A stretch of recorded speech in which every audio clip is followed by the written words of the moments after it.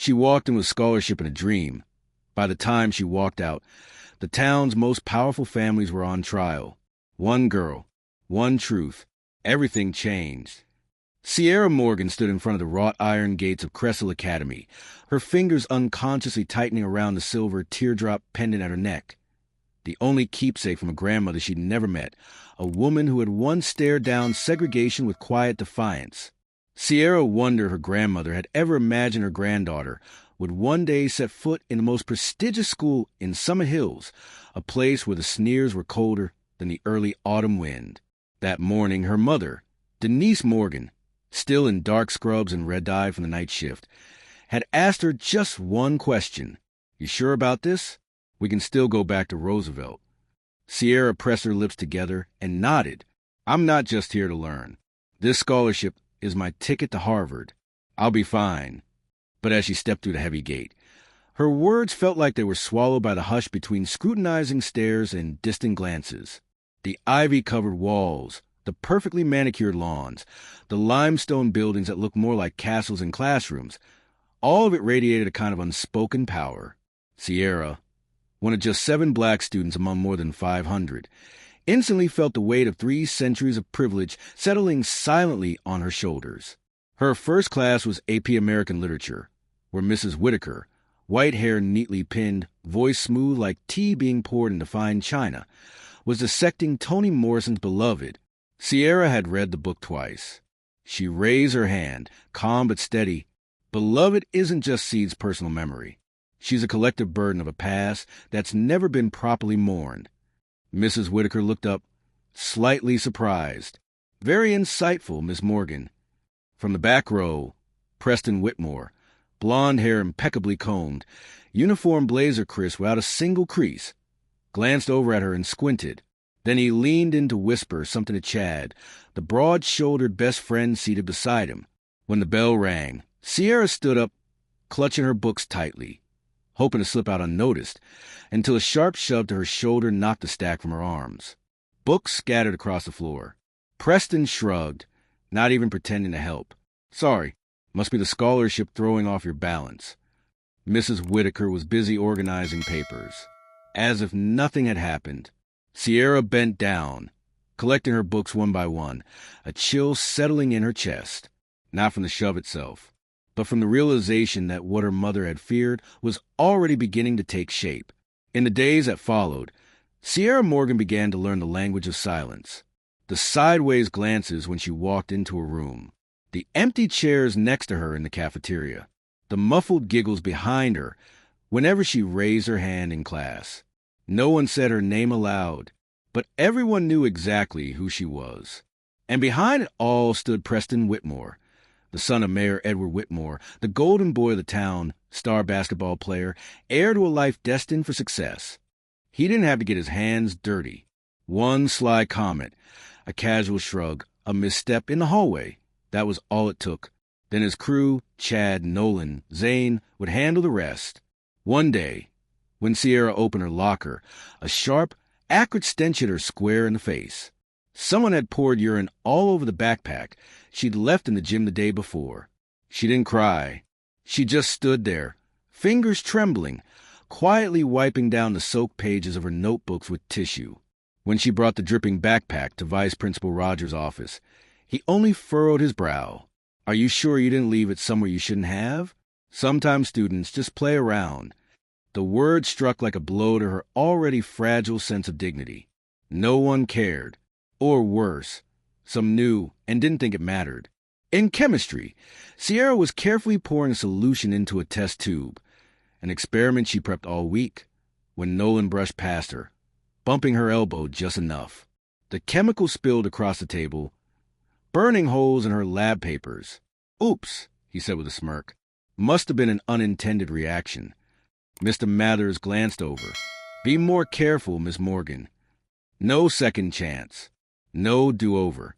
That lunch, Sierra sat alone. Same table. Back corner of the cafeteria.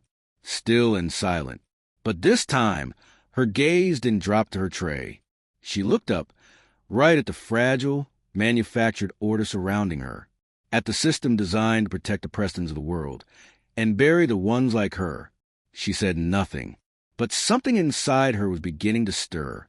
During lunch, all eyes were on her, not with sympathy, but with something colder. A few students whispered behind her back, laughing as if she were a stain no one wanted to touch. She chewed her dry sandwich like it was part of a ritual of endurance, head bowed to avoid the glares. But deep within, a quiet flame had started to burn. She knew this wasn't just about her. This was a system, rigged to see her fail, and she refused to let it win. That Friday night, Sierra's phone buzzed with a flood of messages from unknown numbers. She opened them, her heart clenched. A fake account, using her name, had posted heavily doctored photos, her face pasted onto half-naked bodies, with vile captions like, "She slept with teachers for grades." The comments section was a pit of laughing emojis, and words so vile they barely qualified as language.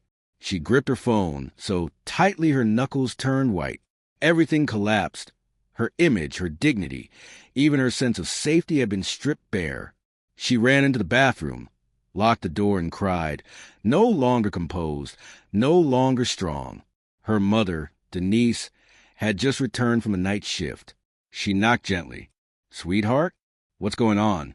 Sierra didn't answer, but when she finally emerged minutes later, her eyes swollen red, Denise knew.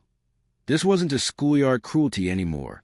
That night, Sierra sat motionless at her desk.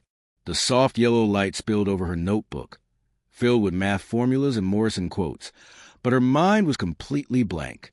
On the desk, beside her textbooks and phone, lay something she hadn't touched in years, a faded, water-stained photo of a man in uniform, standing stiffly, only half his face visible. Elijah Morgan, the father she was always told had died serving his country when she was just a child. A distant shadow she had long believed gone forever. But now, faced with the bullying, the silence of her teachers, and the falseness of the system around her, Sierra felt something was deeply off. Something didn't match what she had always been told. She picked up her phone, scrolled to a name she rarely looked at, Uncle Reggie, Elijah's younger brother.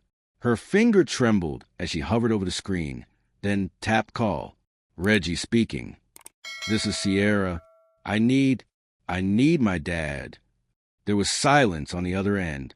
Then his voice dropped, steady and low. "You sure about that?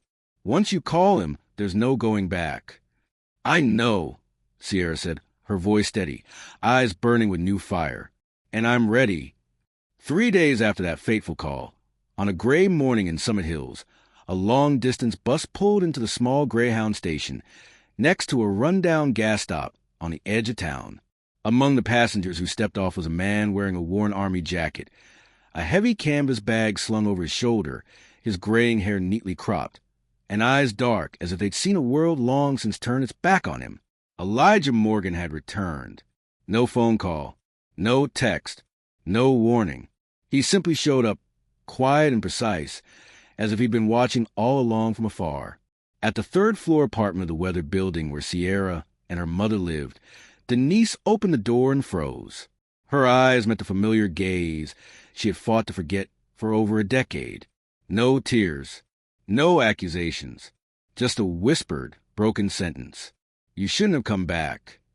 Elijah gave a slight nod. "But I did, because our daughter called me."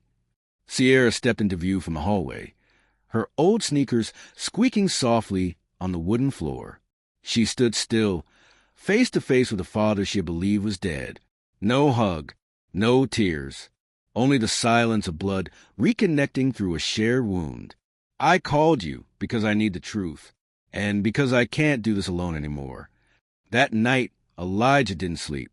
In the living room, he spread out a map of Cresthill Academy across the table, alongside copies of files, hidden camera snapshots, and audio recordings pulled from social media.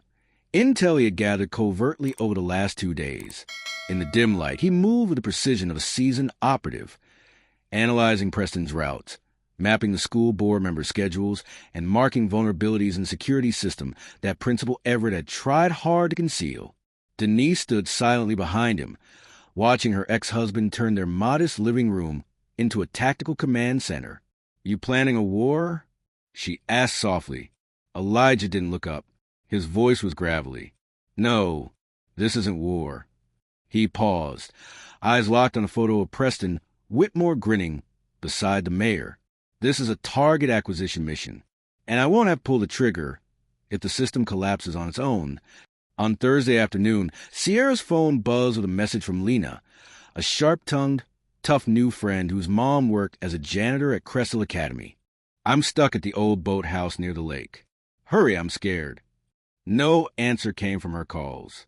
The message arrived while Denise was away on the night shift, and Elijah had just left to tell a secret meeting between Mayor Whitmore and Principal Everett.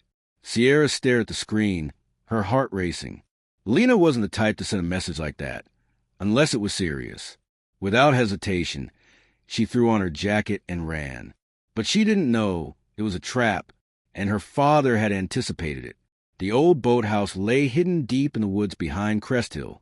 As Sierra followed the narrow dirt path down toward the lake, the air felt damp and still, sending a chill through her spine. Then a shadow moved behind a rusted boat. Preston Whitmore emerged. Behind him stood Chad, Nolan, and Zane. A flashlight beam cut sharply across Sierra's face. Well, look who showed up, Preston sneered. You should have known. Messing with us comes with consequences. Sierra stepped back, hands trembling, but her eyes stayed locked, unafraid. You set this up? The message. Smart girl. Nolan grinned, holding up Lena's phone. But too late now. And then the darkness shifted. Elijah emerged from the side of the boathouse like a sudden gust of winter wind. No sound, no warning. In seconds, chaos unraveled. Zane's bat was ripped clean from his hands. Chad crumpled from a brutal strike to the knee, and Nolan let out a panicked gasp as he was yanked away from Sierra with a bone-snapping wrist lock. The ambush had been flipped, and the hunter had become the hunted. As Preston turned to run, Elijah stepped in front of him. No fists, no threats, just a gaze, cold and unwavering, like tempered steel. If you touch my daughter again, Elijah said, voice low and steady, I won't need to teach you a lesson. The world will do it for me. In the distance, sirens howled. Blue and red lights flickered through the trees. Elijah stepped back, raising his hands as the flashing squad cars pulled up. Moments later, he was in handcuffs. Officer Jenkins read him his Miranda rights, but Elijah offered no resistance. Before stepping into the car, he turned and locked eyes with Sierra, a silent signal. This is part of the plan. Sierra nodded. For the first time in her life, she wasn't afraid.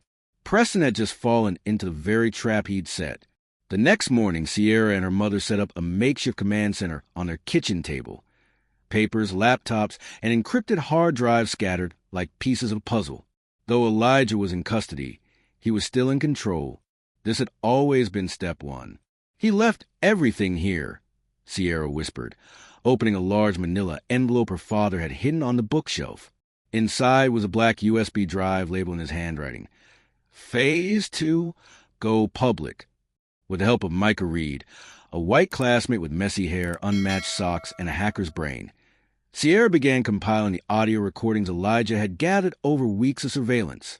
They included conversations between Principal Everett and Mayor Whitmore about handling Sierra's bullying quietly, a phone call between Judge Marshall and the mayor discussing how to shift blame for the fight onto Sierra's violent father. Most damning of all, a secret town hall meeting where officials openly discussed manipulating scholarship students to maintain the status quo of privilege and control. We have enough, Micah said, eyes fixed on the screen. This whole system is rotten to the core. Then it's time everyone hears it, Sierra said, steadying her breath. That evening, summittruth.org went live, coded and deployed by Micah. The site included full audio recordings with transcripts, a relationship map connecting Summit's power figures, major families, and Cresthill's administration, testimonies from former students who've been bullied, expelled, or silenced, financial records showing backdoor funding between the mayor's office, the school board, and the Whitmore family's real estate ventures. Within 2 hours, the site went viral across Summit Hills like wildfire through dry grass. Parents texted, teachers whispered, social media exploded. The local paper splashed a headline across its front page. Cresthill scandal. School and city accused of enabling student abuse.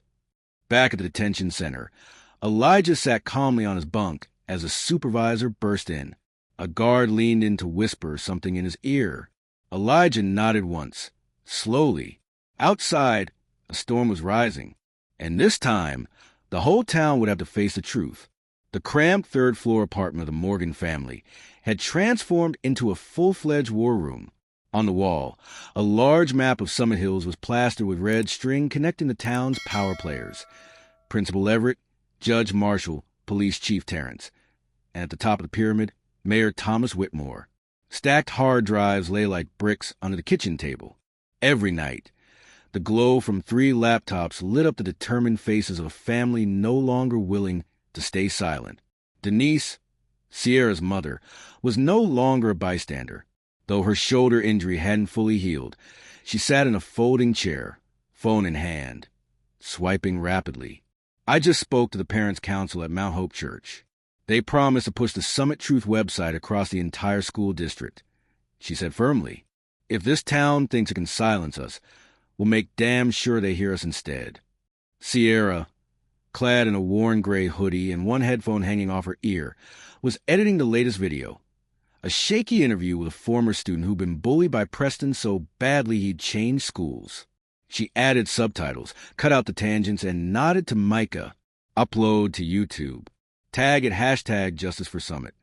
Micah hadn't slept in almost 36 hours, but his focus never wavered. The school just blocked summittruth.org on their Wi-Fi. But Lena's already distributing PDFs across all the student group chats. I've got Twitter. Lena called from the corner, eyes sharp with purpose. And my friends at Photography Club are posting pictures from the protest at the school gates. Don't underestimate us. We know how to make truth go viral. The campaign had crystallized into 3 strategic fronts. 1. Evidence. Secret recordings and documents left behind by Elijah. 2. Testimonies. Video statements from victims and brave former teachers. 3. Community pressure, mobilizing parents, alumni, and local media to demand accountability. 3 days after the website went live, Cresthill Academy plunged into a full-blown media crisis.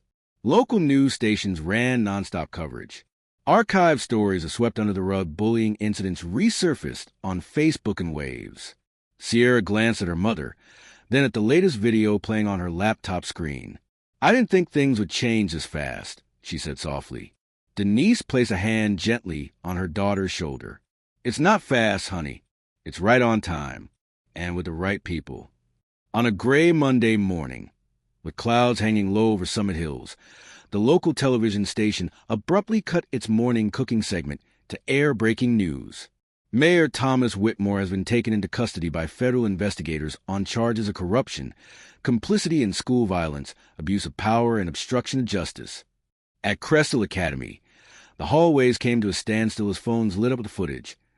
Mayor Whitmore in a dark suit, hands cuffed, expression frozen in disbelief as cameras flashed and reporters shouted questions. Behind him, Preston, his pale, once arrogant face now crumbling, was escorted to a police car, facing charges of assaulting a minor, fabricating evidence, and conspiracy. No one cheered. No one laughed. Only silence remained. A silence that carried the weight of justice finally taking shape. Back at the Morgan apartment, Elijah, Denise, and Sierra sat side by side, eyes fixed on a laptop screen as headlines flooded in. Mayor and son indicted in school abuse scandal. Cresthill Academy faces full federal investigation. Summit Hills residents demand independent oversight. For the first time, the system that tried to erase Sierra was now being forced to answer for every silence, every bruise, every voice it ignored. The whole town is waking up, Denise whispered, eyes still locked on the screen. Elijah, a man rarely seen smiling, gave a slow nod. A wall falls brick by brick. Sierra was one of the first. That same day, the State Department of Education issued a suspension order for Principal Everett and announced a full investigation into Cresthill Academy. Judge Marshall and Police Chief Terrence were both placed on administrative leave as the corruption probe expanded. The town council was forced to convene an emergency meeting, this time with independent oversight and parent representation present for the first time.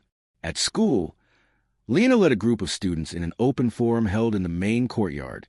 If you've ever been ignored, if you've ever stayed silent out of fear, today is the day we speak up.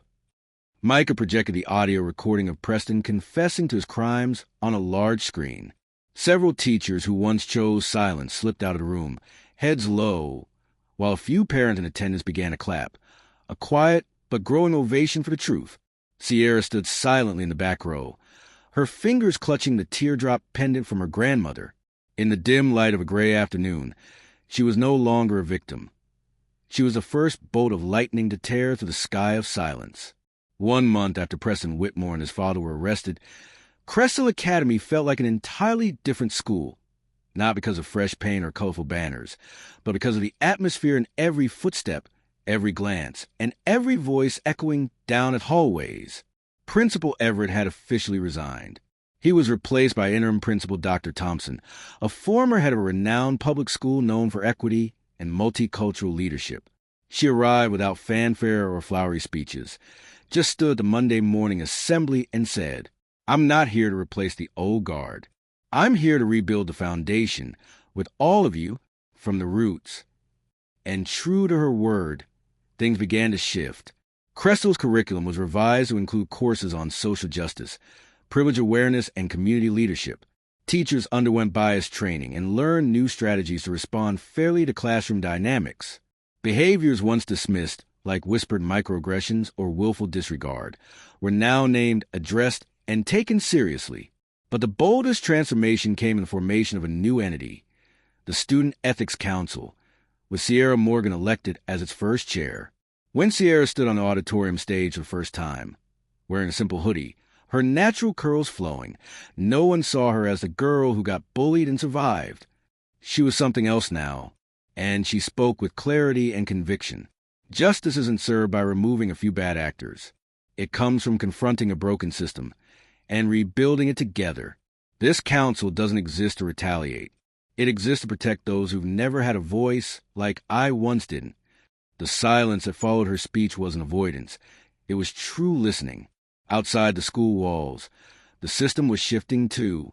Judge Marshall and Police Chief Terrence were officially removed from their posts, replaced by leaders who had long stood for ethics and transparency. Summit Hills, once governed by a circle of old guard families, now had to listen to voices that had never been invited to the table of power. At home, Denise Morgan pinned a photo to the living room wall. Sierra receiving the Courageous Citizen of the Year award from the State Board of Education. But for Sierra, the greatest reward wasn't a medal or a headline. It was a trust in the eyes of classmates who once trembled in silence. She had dismantled the system with truth, and now she was rebuilding it with hope. On the morning of graduation, the sky above Summit Hills was crystal clear.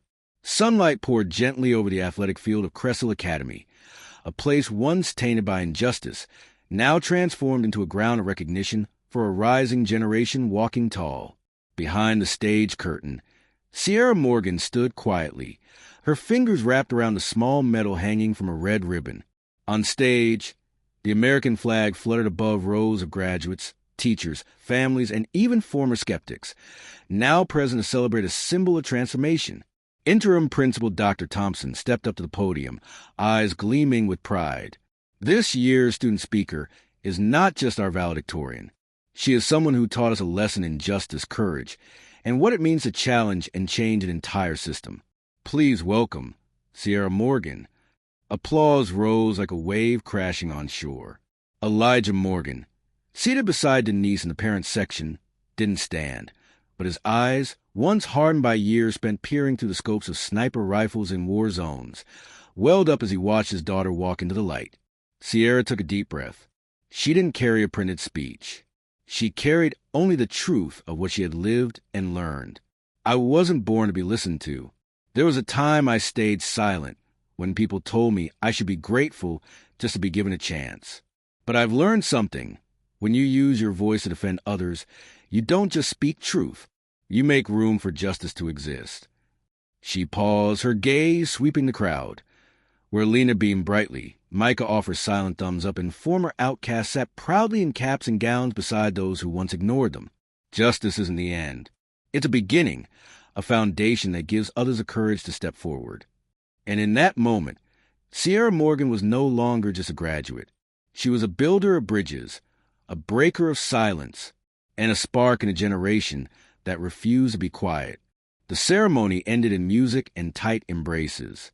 The Harvard diploma, now secured with a full-ride scholarship, was just one stop along the journey. Sierra didn't choose the school for its prestige. She chose it because it was where she could keep fighting. This time, with the tools of legal knowledge and public policy. Elijah didn't disappear back into solitude. He found a small apartment near the university campus, where every Sunday he could cook breakfast for his daughter and listen to her talk about classes, new friends, and the reform plans she was quietly laying the foundation for. Summit Hills began to heal, not because of miracles, but because of the right choices made by ordinary people. And through the gates now opening wider than ever before, a young woman once overlooked had become the symbol of what once seemed impossible. Change, powered by truth, strategy, and unshakable courage.